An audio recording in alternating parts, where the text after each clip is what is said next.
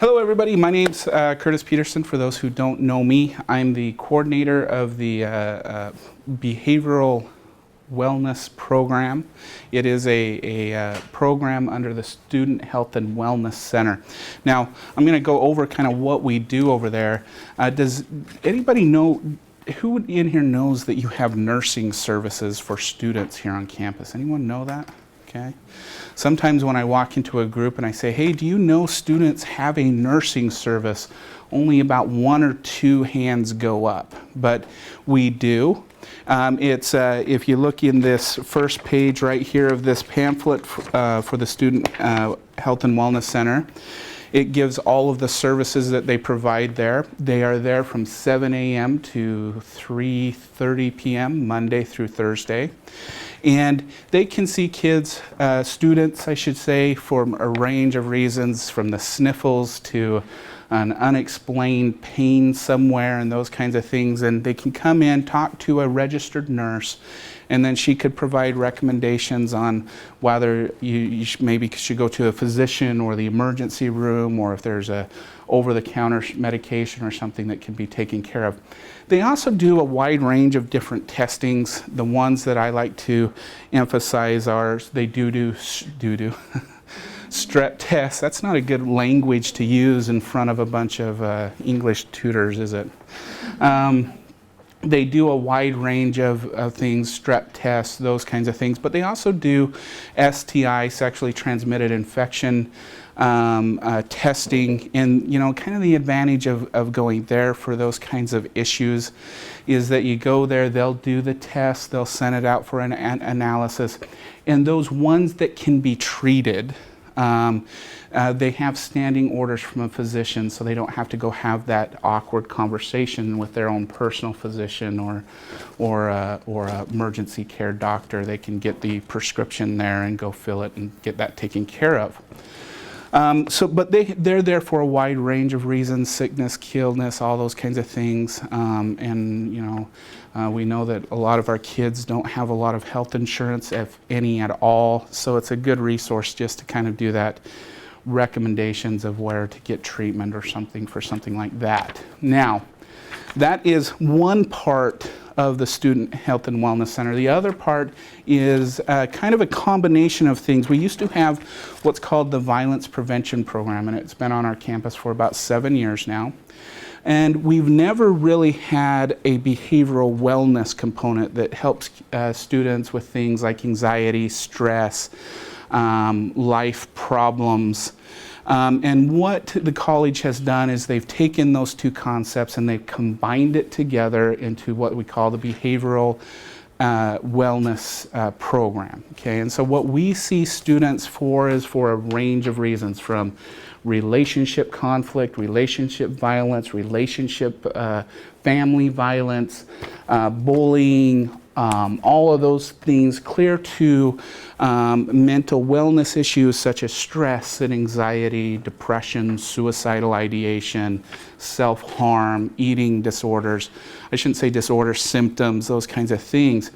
And what we do at our center is the students come in, we do an assessment of some type, we talk to them, find out what their problem list is, okay?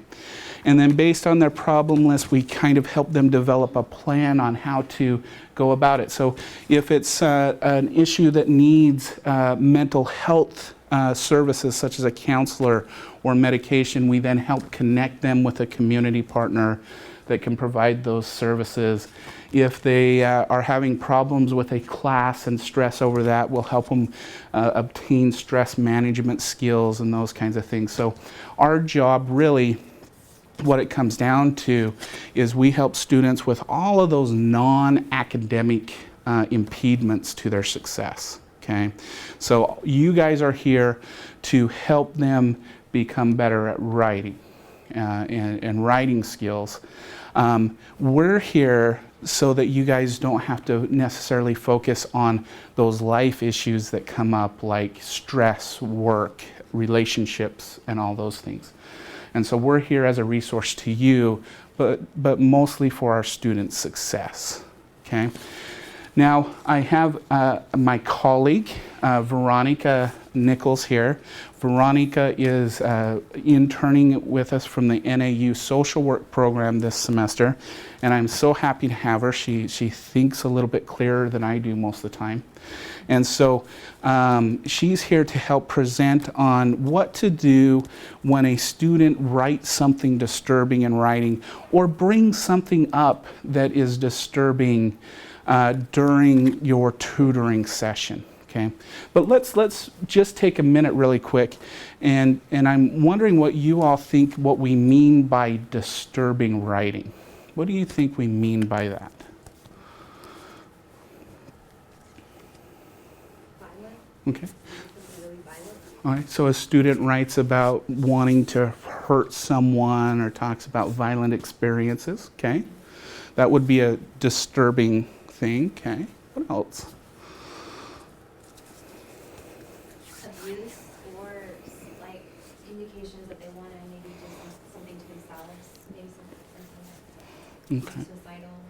So suicidal, self-harming behaviors, maybe they're getting abuse at home, okay? And writing is one way to express that, right? You know, and this is both the remarkable thing about the writing process and the difficulties of being a teacher or a tutor in the writing process is, you know, in the clinical setting when doing therapy and counseling, we often use things like journals and journal writing and free association writing and all of those things, because sometimes that is the only way individuals can truly express what they're feeling, is just kind of doing, this is a non-clinical term, doing their emotional throw up onto a piece of paper, okay? And sometimes that's the way they process it. Now, there's other people who do it through art. There's other people who can talk about it. There's other people that can sing about it. But a lot of people, and we find it very effective within the treatment center, write about it. They journal about it. They free associate, write about it. So writing is a place where you'll often see individuals' deeper, more internal thoughts, because it's their way of expressing it and getting it out. So that's why we want to pay close attention to it. I'm actually going to turn the time over to Veronica, who's going to go through these slides, and then we'll do a little bit of elaboration on them. Hello everyone, like you said, my name is Veronica. We're just going to go over some, helpful tips for you to identify what is disturbing writing and what you can do if you have a student who is in crisis or who isn't in crisis. So if you can go to the next slide, please. So the first things first you want to ask yourself is identifying whether or not the student's writing is disturbing. So you want to look at the context of the writing. Does it fit with the assignment that they're supposed to do? Or does it come out of left field? It doesn't serve the purpose of the paper or assignment that they're supposed to do. And is the violence the core of the paper, or is it just one small piece of the larger paper? And if you guys have any questions, please feel free to stop and we'll take any questions. And also, are the expressions of hostility in the paper directed towards a specific racial or ethnic group? Or is the violence in the paper directed towards a particular person? And also, the violence, is it general? Are they talking about, my example here, aliens tearing to bits people in New York City? Or are they naming specific people and their names actually in the paper? And is the setting of the paper situated on campus or in a local community, a real life setting, or is it generic or fictional? So did you want to elaborate more on that, or? So any questions on this part so far? Elaborate on a little bit of it. Actually, I'm going to go on. I'll wait. Okay. And then, so I think the next thing is how to identify if a student is in crisis. What you think a student might be in crisis, what they might not be. So some helpful tips is, does the student present ideas of harming themselves? Do they have a means of harming others? Do they specifically name a particular group or people that they want to harm? Do they have a detailed description of how they want to harm somebody? So they have a specific date, they have a specific time, they have a specific place. Those are very key things to look out for. And does the student present themselves as suicidal? So do they have realistic means of harming themselves? Do they have detailed description of how they will kill themselves? So kind of like, do they have a date? Do they have a time? Do they have a real way of harming themselves? And I kind of went into it. Is it time specific?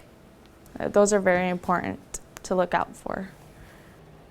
Okay, so I'm going to say a few words. I'm going to go back to here about evaluating writing, and I think there's a couple things to keep in mind.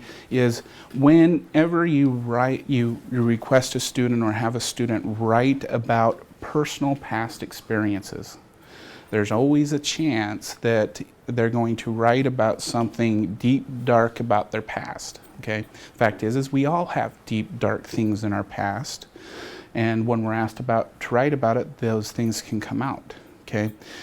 One thing that I want you to be careful about when you're evaluating student writing, especially when it's a personal history paper, is what lens are you looking at that paper from? Okay, are you looking at it from your experiential lens, or what you know about that student? Okay, so for example, and this came up in my Psychology 290 class, I have a student in there that's a veteran. Okay, and he mentions that his day-to-day experience, he notices, is a lot different than everybody else's.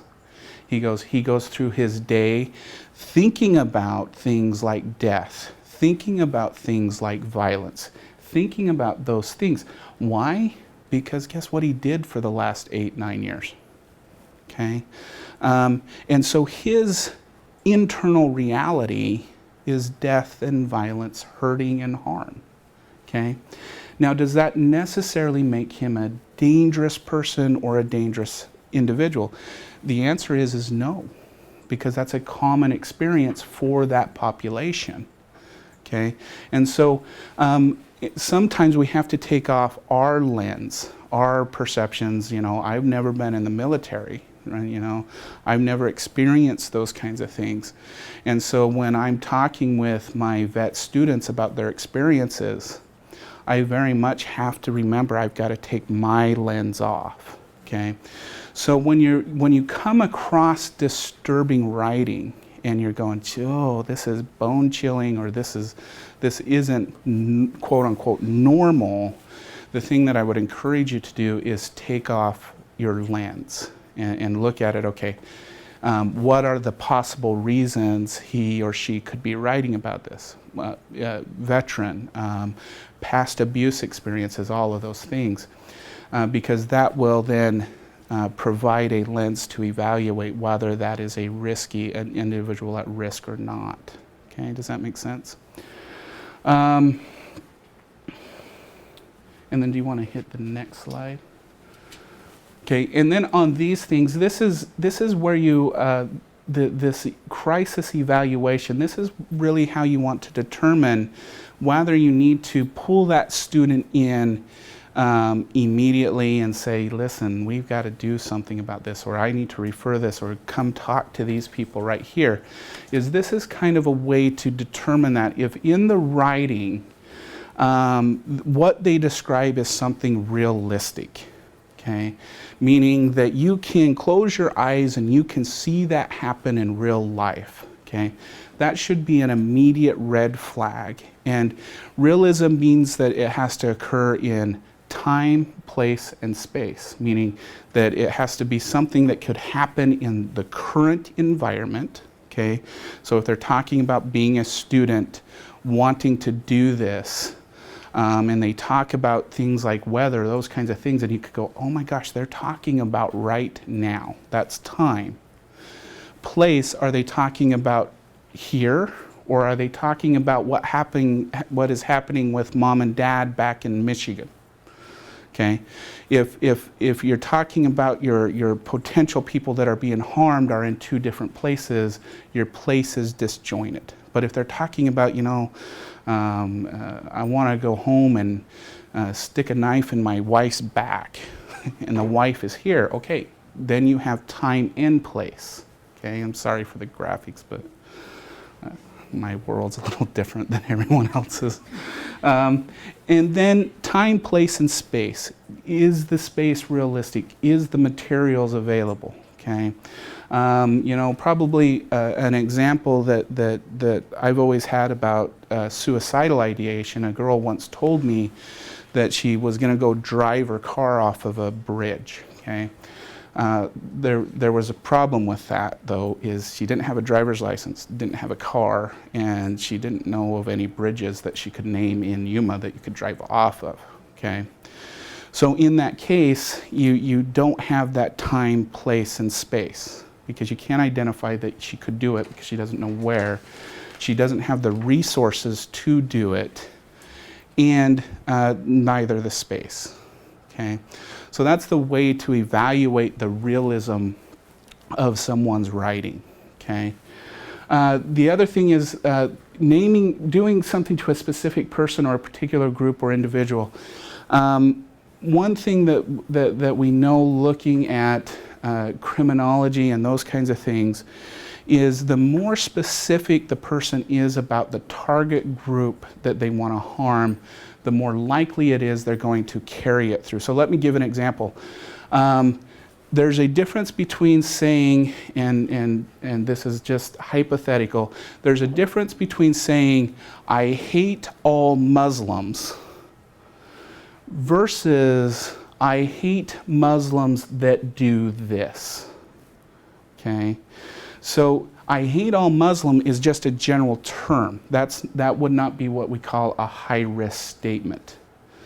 But when they start naming characteristics of that group that define it more specifically, that is more and more high risk. When they're able to identify and describe why they hate that group, then that's a red flag, okay?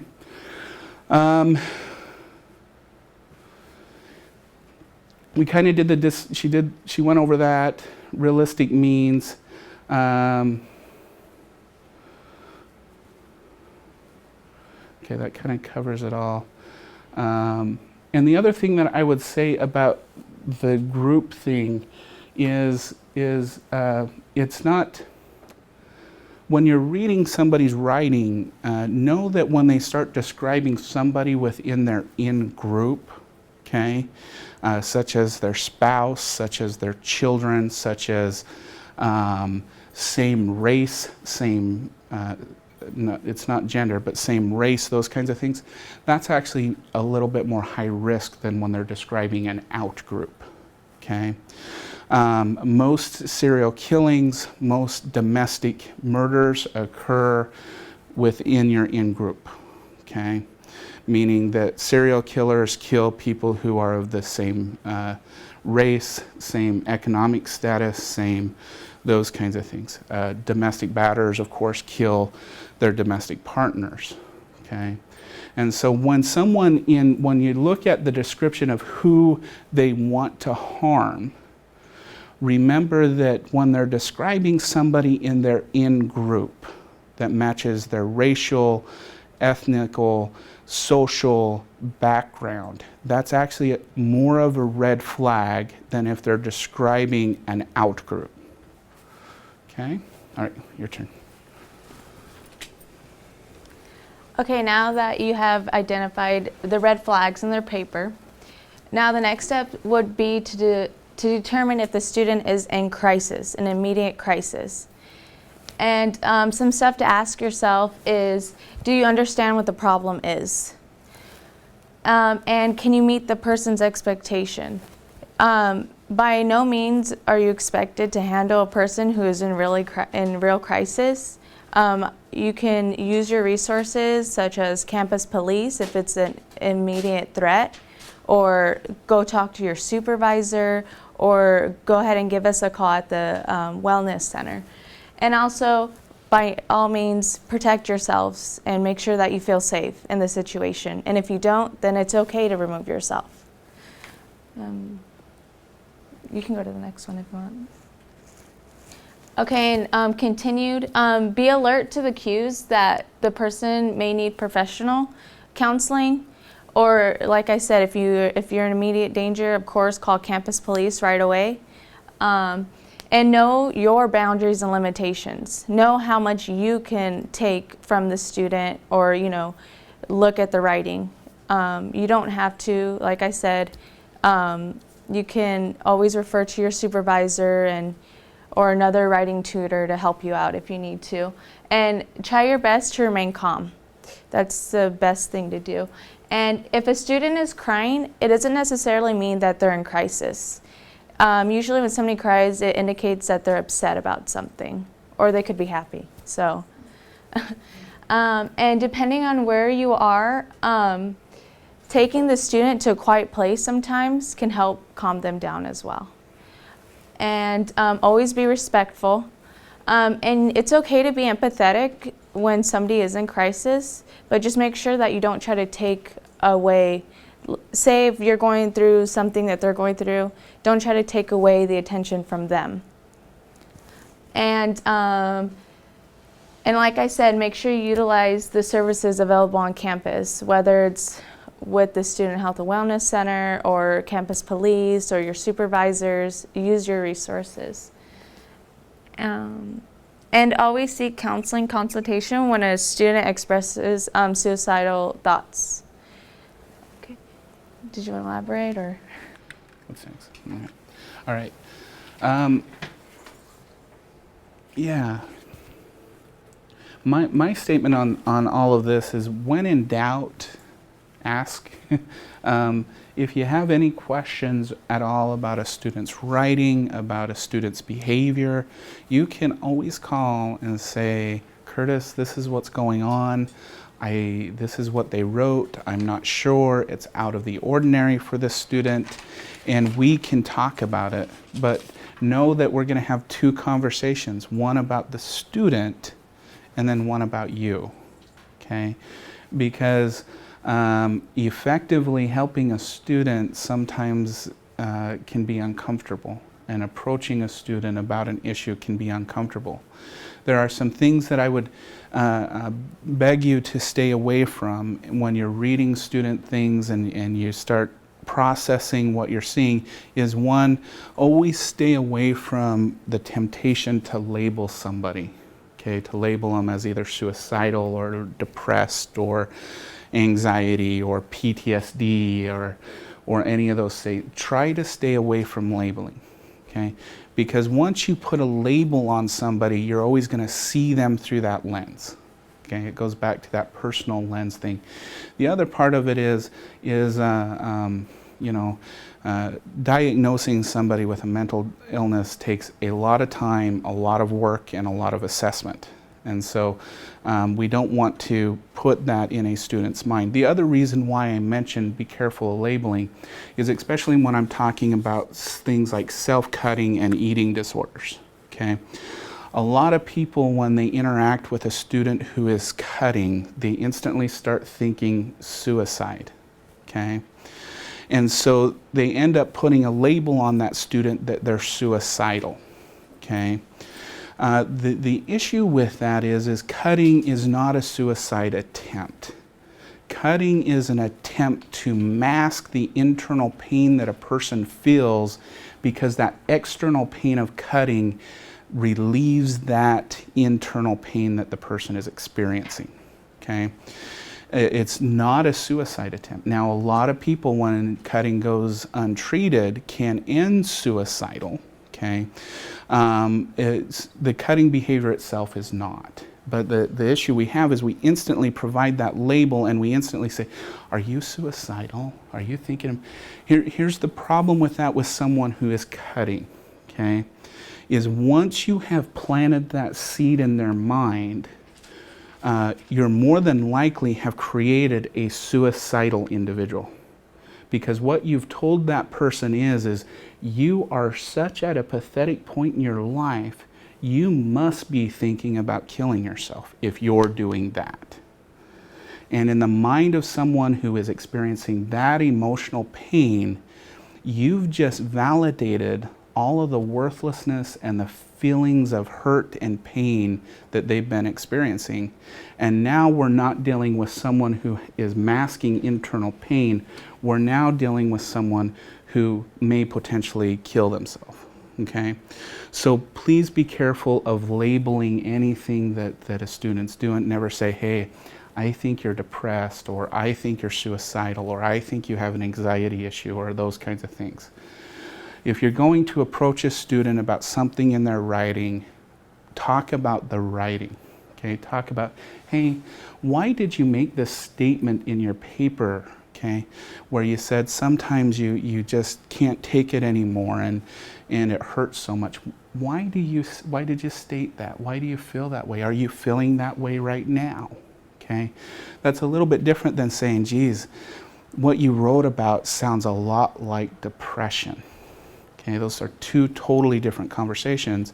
One, the first one, you're opening up a dialogue, okay, by saying, hey, I read this, are you okay?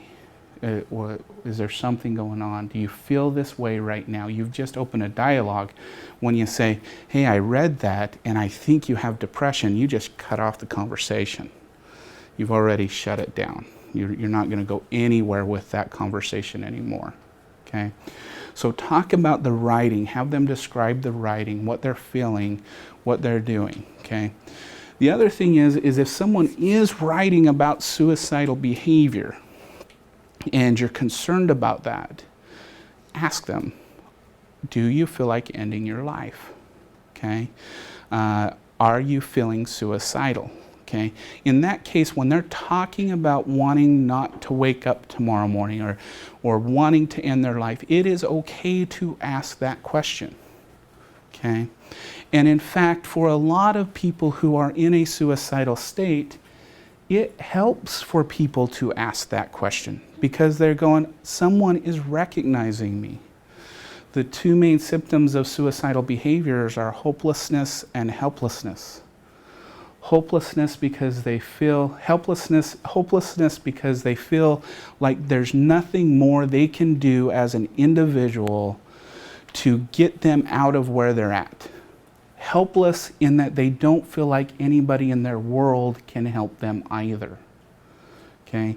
When you ask somebody, hey, that writing disturbed me, do you really feel like ending your life? You've then validated that, hey, there's someone paying attention to me that cares. Okay? And then allow them to answer. A lot of people go, well, suicidal people lie. Okay? The majority of individuals who are about to end their life will actually answer you honestly and say, yeah, I don't want to be here. Okay? Why? Because if someone's right at the end of their life, what do they care whether you know or not? It doesn't matter anymore.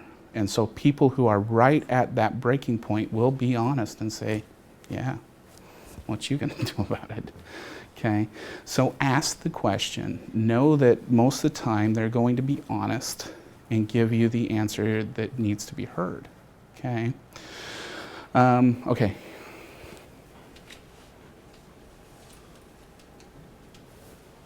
Kind of hit on it. Okay, so what to do to assist a student in crisis and not in crisis, but they do need some sort of help. So first, talk informally about the written paper itself and explore if what the literature and nature was of the paper. So, you know, like going back to our first slide, does the purpose of the paper, or I can't speak right now, does the writing fit the purpose of the paper, basically? That's what you have to ask yourself. And remember, like he said, use your resources and know your boundaries you're not social workers or counselors, so we can't really diagnose them, you know. So just make sure to keep your focus on the assignment. But you can, you know, see if they do need help and refer them to services. And if at any point the student seems threatening to you, always contact your supervisor or our office, or if worse comes to worse, law enforcement. And did you want to elaborate on it, or? Okay. And so like I said, talk to your supervisor if you're having a hard time determining whether or not the paper is concerning or not. And I know a lot of people have a hard time with FERPA and, you know, breaking FERPA and stuff, but it's okay to talk to other writing tutors if it's necessary, or bring a supervisor in if it's necessary. So only if it's necessary. It's not breaking FERPA.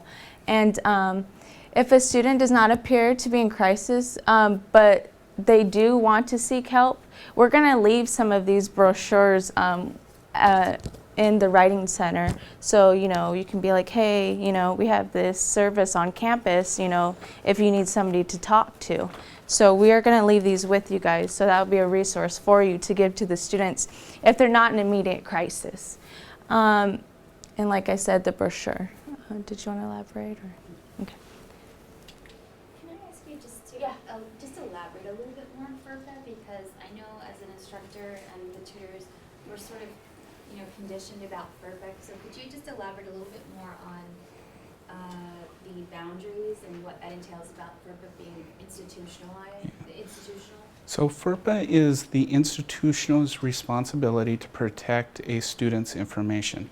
I want to emphasize the word institution. That means it's all our responsibilities, okay?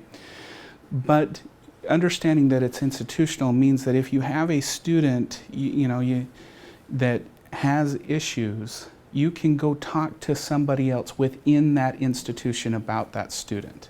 Okay, you can't go downtown to the CIA counseling center and say, hey, listen, I have this student, and these are issues.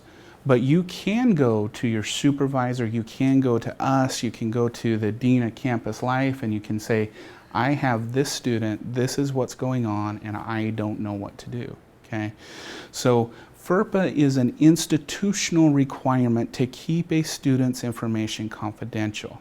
Okay, and so information can be shared within the institution to the proper people.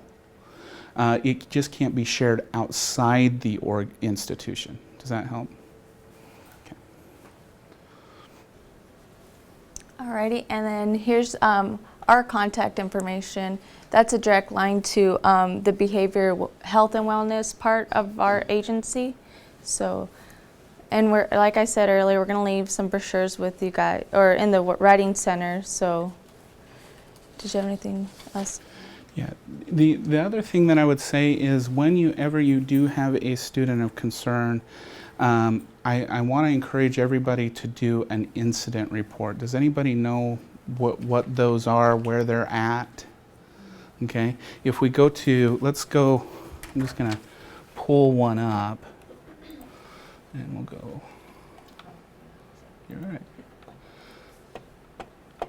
If you go here to Campus Life and you click on this button right here, it'll bring up this incident report, okay, which provides different information, and depending on how you feel, you'll want to put the urgency of the report. So if you think the student, they're not in immediate danger, but you feel they're at risk, you want to adjust that normal thing. You submit this at what's called a student of concern, okay? You just go through and you fill in the blanks right in the incident. What happens when you do this is a student of concern report goes directly to my office, okay? And then what I do with it is I work with our interns and stuff like that, and we'll determine whether we need to reach out to that student based on the information that you submitted. Okay. If we feel like this is a student we need to get a hold of right away, we'll give them a call, we'll give them an email, we'll reach out to them and make sure that they're okay. But if we don't, this is the important thing about the incident reports, is there's a lot of times we won't act on it because it's not a high risk, those kinds of things.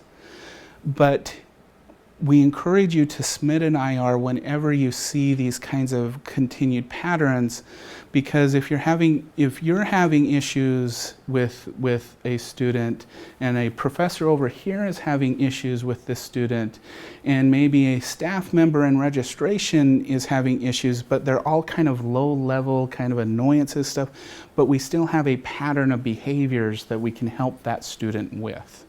Okay, and the thing that I want to emphasize about my office is if we can get them at the student of concern level, when we can get them through my office or something like that, it's a lot better than when you have to submit one of these because of a conduct issue. Okay, because they violated the student code of conduct because of behavior or something like that. I encourage you to do an IR and do a student of concern thing so that we can help students be successful right from the beginning. Okay, our office is not a disciplinary office, it's a voluntary thing, so when you submit one of these, we'll reach out to the student and just make sure that they're okay and everything's going okay, but it's not a disciplinary thing, it's not going to affect their academic success or anything like that. But if we do let behaviors go too long, we got to remember we're putting them at risk for that, right? But also, please keep in mind, my office is focused on helping our students get their degree, helping them be successful. If we do that, end of the day, I've done my job, and I know you guys will feel like you've done yours. Okay? Does that make sense on those? Okay? All right. Is there any questions on anything we presented? Yes, ma'am. I have a question. I don't know whether it belongs to you or Holly or both of you. What if you have a student that comes in, it's not an ESL issue, but the writing is incoherent? You want to address that, Holly? Or? I think the first thing I would do is look at the writing and then ask the student to explain their paper in their words, and then if they can articulate the topic or the assignment in a conversation in speaking, then you can sort of address or identify, is this a writing issue or is this an emotional issue? So if they can talk to you and their demeanor is calm and then what I was trying to say was, and then they can talk themselves through it, that indicates, I think, that they have a clear idea. But I think if they're trying to explain themselves and they're still incoherent, or they become emotional, or that's probably something you'd want to answer, but that's what I would do. Okay. So in that tutoring thing, having them explain their paper, and if they can't verbally put a storyline from beginning to end, then I would recommend referring them to us. And there's a couple reasons why. There's a couple possible reasons. One is people who are in trauma tend to have what we call frontal cognitive difficulties, meaning they have a hard time planning and putting things in a structured order. So we know that people who are experiencing trauma have that issue. The other issue that it could be, and we do have 1-2 every beginning of fall, is that symptoms of schizophrenia, if it's late on schizophrenia, usually begin within the first to second semester of a person's college experiences. Now we all in our life will experience hallucinations, and we'll all hear a voice that wasn't there and those kinds of things, but kind of a hallmark of schizophrenia is disorganized thinking, not being able to put a story in a storyline from beginning to end in a logical order, or not being able to plan a day in a logical order. Okay, so when you get a student who can't do that and they express frustration by not being able to do that, and frustration, then you can kind of say, you might want to talk with these folks and go and have a conversation with them, and they can help you out, because it sounds like you might be having some difficulties and stuff like that. So there'd be two possibilities if they're having those difficulties. Majority of the time, from what I've seen, it's because there's trauma existing within that, either family violence or other issues. I do have 1-2 students that we end up referring out every semester because it ends up being something more severe, but most of the time it's because they're experiencing trauma. So. I have a question. As a supervisor, my concern is not only with the students but the tutors, and that these are all really good people with really big hearts, which is why they took these jobs, because they wanted to help students. But my concern is that if they try to help a student and they listen and they be that ear or that shoulder, that there's some sort of, I don't know if it's the right term, but transference, and then now they're somewhat traumatized by the experience. What can you do to tell our tutors, like, if you're feeling this way after you've had an experience talking to a student, what should they do? Mm-hmm. Yeah, so I think Victoria can talk, I think Veronica can talk about this. I did that on purpose.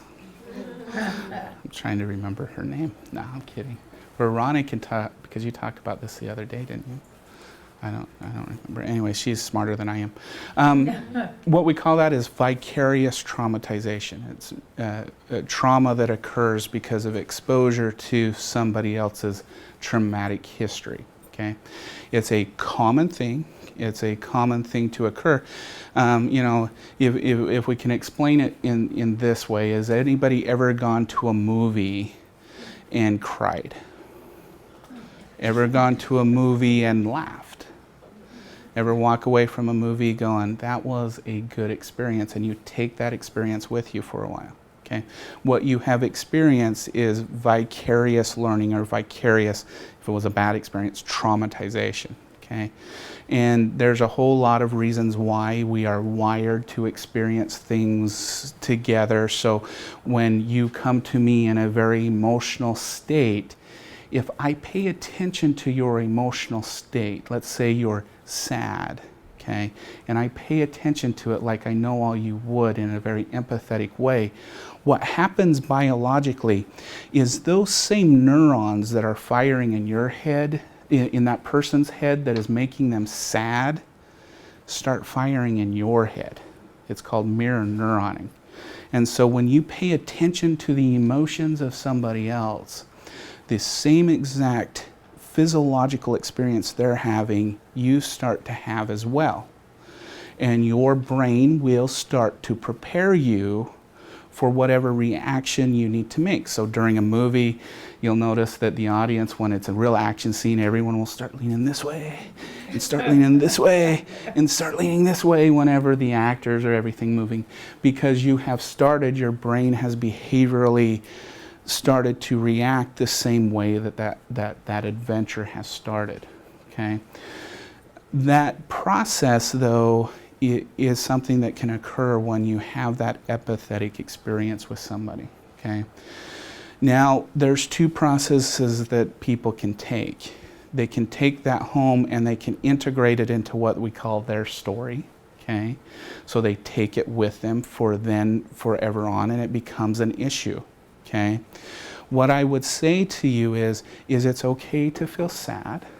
It's okay to reflect that experience on your own experience and integrate it into how you'll respond to the world. That's okay. The thing that I would encourage you is, after about a week or two, if you're still feeling that same way, come talk to us and let's explore that.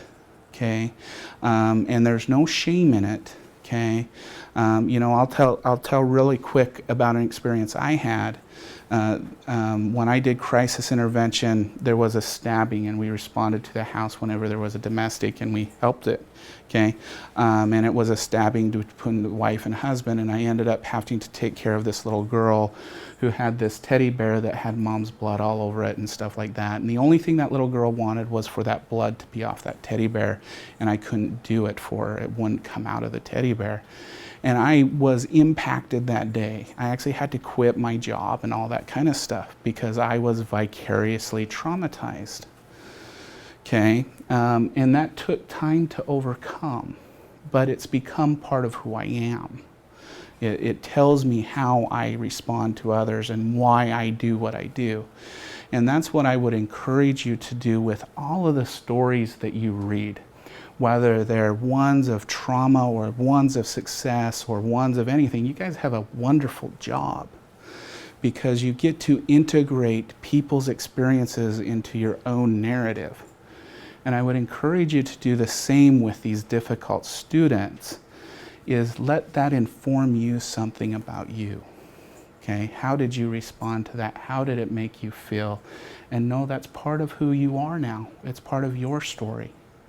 Okay, but don't, when it starts to own you, when you can't get it out of your mind, when you wake up at night obsessing over what you read, okay, when you get anxious, if you start getting anxious when you approach your tutoring table or you start approaching that student and your heart starts to race, those are all red flags that you need to reach out to somebody and ask for help yourself. Okay, does that help? Yes. Okay, all right. Thank you. All right. You said when you identify a student that may be in crisis to speak with that student informally. Mhm. How do you recommend to do that? Because, at the end of class, everyone's either talking to the professor or, other students are trying to come into class. There's really no, private time. Right. So, do you want us to text them? What is informal but also boundary? Well, if you're a professor, one thing you could always encourage is ask them to come during your office time. I know as associate faculty, our office is our car, okay? But, asking a student to stay afterwards or asking a student if they could come 15, 20 minutes early to the next class and just say you want to review their paper with them and talk about it. I would never, one thing I would discourage is telling them what you want to talk about, okay? So just simply say, I want to talk about your paper and talk about the writing you put in it and just come back 15, 20 minutes before. Can you stay after and let's talk about it then. So those would be the advices for those. With that being said, if you do have a student of concern and you're just not sure, but you feel like they're and you're in the class setting and you feel like they're high risk, you can always call and say, can you sit in a class, Curtis? I don't tell students why I'm there, but I'll come in and just kind of sit in a class. Last week I went and did a group activity with the students in a class thing and just said I'm there to learn an instruction technique. But I'm more than happy to go in and sit down and see if there's any behavioral cues or things like that and help you out. But it also gives us an opportunity to say, hey, let's talk if you're having problems and issues. So that's another setting in the classroom. You can still utilize us, have us come in and at least get that resource rolling in their minds, but also allow us to observe and see if anything might be at risk from an observational perspective. So, okay. All right. Another question. What resources do you have in San Luis? In San Luis. So we are going to start being down there every other week starting here soon, where we'll have a table and stuff. San Luis can always call me and we will go down there for a student. And same with instructors. We'll go down there for an instructor and do a talk. So they still have full access to us. It takes us a little longer to get down there. But in San Luis, if you give us a holler, we'll come, call the student, set up an appointment, go down there and provide the full services. We do, if it's emergency stuff like that, we do work a lot with Border Health, and we work with CIA quite a bit. So if it's an immediate response stuff, we'll work with that and make sure someone's there immediately. So, okay. We have a lot of instructors and tutors who work online. So, Mhm. and I know in my own personal experience, I've had, as an instructor, I've had students write things in their papers, but they're online. So, what would you recommend in that format?